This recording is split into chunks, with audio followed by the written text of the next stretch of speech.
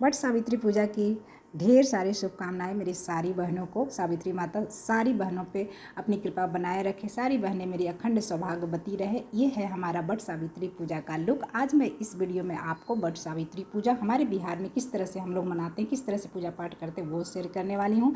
सबसे पहले मैं वट ब्रिज के पास आ गई थी और यहाँ पर मैं बर का जो पत्ता होता है ना, वो पूजा के लिए तोड़ ली थी।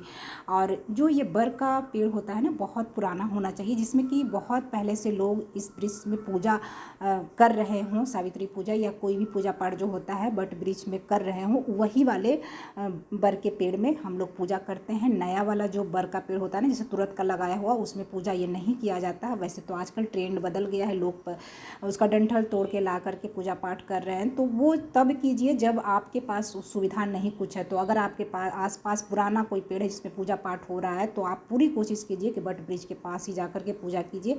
और ये देखिए, यहाँ पे ये हल्दी पाउडर और चावल का जो पाउडर होता है उसको मिक्स करके और वट ब्रिज में सबसे पहले जल छिड़कने के बाद लगाया जाता है। उसके बाद एक कपड़ा उनको चढ़ाया जाता है वट ब्रिज को। जैसे कहता है ना कि बिना वस्त्र की पूजा नहीं होता है, उस पर भी हल्दी वगैरह लगा करके, टीका चंदन सब लगा करके और काजल लगाया जाता है। ये इस तरह से लगाया जाता है ना जैसे हम अपने बर को पूज रहे हैं, बर यानी कि पति। तो उस तरह से इनको कपड़ा चढ़ाया जाता है, टीका लगाया जाता है, काजल लगाया जाता है नज़र से बचाने के लिए। और मेन इस पूजे का पंखा होता है, पंखा का ही मेन महत्व इसमें होता है। तो पंखा में भी हल्दी कुमकुम वगैरह लगा के हस्बैंड वाइफ का नाम लिख करके उसके बाद पंखा चढ़ाया जाता है। और जो जो मतलब जो औरत अपने पति के लिए जो कर रही होती है ना, उनके लिए भी कुछ अलग से वस्त्र, जैसे जिनकी जिस तरह से श्रद्धा है, जिस तरह से जितनी जेब अलाउ करती है, शर्ट पैंट भी लोग चढ़ाते हैं। नहीं तो एक कम से कम उनके लिए रुमाल जो होता है ना, ज़रूर चढ़ाया जाता है। और श्रृंगार का सारा सामान चढ़ाया जाता है। श्रृंगार का सामान हम खुद के लिए, जो भी स्त्रियां पूजा करती हैं वो खुद के लिए भी चढ़ाती हैं, लोगों को, अपने सहेली को, आसपास के लोगों को बांटने के लिए भी चढ़ाती हैं, और एक दान करने के लिए भी सुहाग का सामान चढ़ाया जाता है। इसमें जो भी सीजनल फल फ्रूट होता है उसका भोग लगाया जाता है। बहुत सारे जगहों पे पुआ पूड़ी का भी भोग लगाया जाता है। बिहार में भी अलग अलग प्रांत का थोड़ा सा अलग अलग चेंज है, लेकिन हमारे यहाँ फल फूल का ही भोग लगाया जाता है। जैसे कि बहुत सारे लोग होते हैं ना जो पूजा करने के बाद अनाज सात्विक भोजन करते हैं, लेकिन हमारे यहाँ फल फूल ही हम लोग 24 घंटा खा करके, पूजा करने के बाद भी फल वगैरह खा करके ही रहते हैं। तो इसलिए हम लोग भोग में भी फल प्रसाद ही लगाते हैं। यहाँ पे जो पति होते हैं, जो स्त्रियाँ अपने पति के लंबी उम्र के लिए, जैसा कि आप सबको पता है, उनके लिए व्रत रखती हैं, तो उनके लिए कपड़ा और उनके लिए अलग से कुछ प्रसाद चढ़ाया जाता है। बाकी लोगों का अलग से रहता है। और श्रृंगार का सामान तो ज़रूर ही चढ़ाया जाता है। और ये देखिए इस तरह से सजाया जाता है। सारे फल फूल चढ़ा करके टीका वगैरह लगाने के बाद वट वृक्ष के फेरे लिए जाते हैं। ये फेरे बहुत सारे लोग 7 फेरे लेते हैं, कुछ लोग 5 भी लेते हैं, कुछ 11 लेते हैं, कुछ लोग 21 फेरे लेते हैं, कुछ लोग 101 फेरे भी लेते हैं। तो जो जिनकी बॉडी जिस तरह से अलाउ करती है, जिस तरह से परमिशन देती है, जितना जो कर सकता है उस तरह से करता है। मैं 5 या 8 फेरे ही लेती हूँ हमेशा, शुरू से ही मैं। तो सारा कुछ चढ़ाने के बाद ये फेरा लिया जाता है। फेरा के टाइम में भी फल, जो भी प्रसाद होता है उसको चढ़ाते हुए और सिंदूर वगैरह लगाते हुए, जितने फेरे लेते हैं उतने बार प्रसाद चढ़ाया जाता है, उतने बार सिंदूर वगैरह लगाया जाता है। उसके बाद पंखा होका जाता है और फिर उसी तरह से लगाया जाता है। फेरे लगाने के बाद यहाँ पे मैं आरती कर ली थी और पतिदेव को आरती दे दी।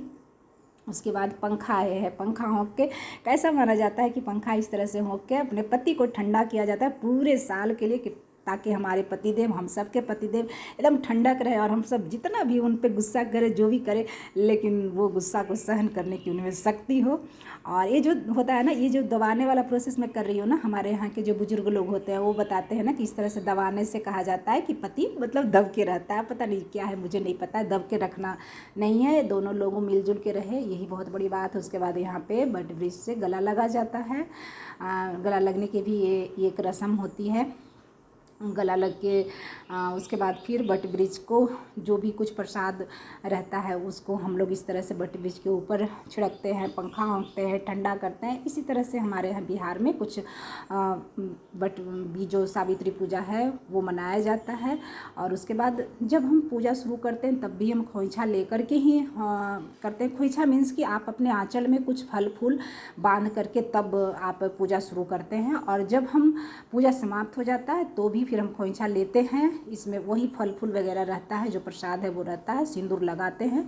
और खोइछा अपना खुद का लेने के बाद जो भी स्त्रियां सुहागन वहाँ होती है, जितने लोग हैं सबको आप सिंदूर लगाते हैं हम लोग और सबको खोइछा देते हैं। ये हमारे यहाँ लास्ट में ये प्रथा है। ऐसा कहा जाता है कि जितने लोगों को हम सिंदूर लगाते हैं, खोइछा देते हैं, उतना हमारा सुहाग लंबा रहता है, सुहाग की लंबी उम्र होती है। तो जितने लोग थे, क्योंकि मैं उड़ीसा में, तो वहाँ पे जितने लोग भी सुहागन स्त्रियाँ थी सब लोग को मैं सिंदूर लगाई, सबका आशीर्वाद ली। उसके बाद होता है पतिदेव का पूजा। घर आने के बाद तो पतिदेव का चरण दबाया जाता है, चरण धोया जाता है, पंखा औंका जाता है, तिलक लगाया जाता है, आरती किया जाता है। और जो उनके लिए कपड़ा हम लोग बट वृक्ष पे चढ़ाते हैं वो कपड़ा भी दिया जाता है उनको। प्रसाद जो हम लोग चढ़ाते हैं वो प्रसाद देते हैं। सबसे पहले पति इस प्रसाद को ग्रहण करते हैं, उसके बाद फिर हम लोग मतलब जो उनकी मतलब जैसे जो बीवी कर रही होती हैं अपने पति के लिए व्रत जो कर रखती हैं, उसके बाद ही पति को प्रसाद देने के बाद, उनको खिलाने के बाद ही वो प्रसाद फिर ग्रहण करती हैं। और कभी ऐसा होता है कि जो अगर पति आसपास जैसे कहीं दूर हैं, ऑफिस में हैं, तो फिर उस सिम्टम में उनके लिए अलग से रख दिया जाता है और वो फिर प्रसाद ग्रहण करती हैं। तो इस तरह से हमारे बिहार में मनाया जाता है वट सावित्री पूजा। आप लोग किस तरह से वट सावित्री पूजा सेलिब्रेट करते हैं? आप किस स्टेट से हैं? किस मतलब हर स्टेट का अलग अलग चीज़ें वही होती हैं, लेकिन अलग अलग सेलिब्रेट करने का, उसको मनाने का तरीका अलग होता है। जैसे मैं उड़ीसा में रहती हूँ ना, तो उड़ीसा में भी वट सावित्री पूजा मनाया जाता है, सावित्री पूजा लोग करते हैं, लेकिन इसको सेलिब्रेट करने का मतलब पूजा पाठ करने का तरीका अलग है। ये लोग शिव और गौरी के मंदिर में जा कर के ये पूजा करते हैं।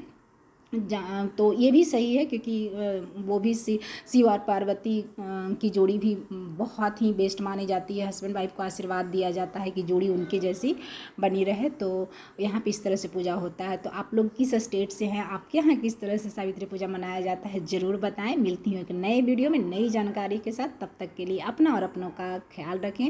हरि बोल, जय श्री राधे।